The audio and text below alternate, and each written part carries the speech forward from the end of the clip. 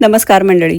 2013 साली जेव्हा मी पहिल्यांदा अमेरिकेत आले होते त्यावेळेला मी या चिपोटलेमध्ये गेले होते आणि मला माहितीही नव्हतं की इथे ऑर्डर कशी देतात आणि तेव्हा माझी कशी फजिती झाली होती हे मी आज तुमच्याबरोबर शेअर करणार आहे. ॲक्च्युली मला घ्यायचं होतं पार्सल. तर पार्सलला इथे टू गो असं म्हणतात, हेही मला तेव्हा माहिती नव्हतं.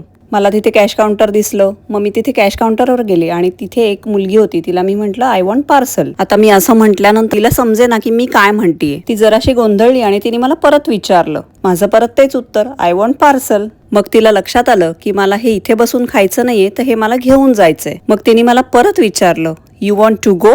आणि तिने हे विचारल्यानंतर मग मला लक्षात आलं की अरे, पार्सलला इथे टू गो म्हणतात बहुतेक. आणि मग मी तिला म्हटलं yes, I want to go. मग तिने मला सांगितलं की ऑर्डर कशी द्यायची.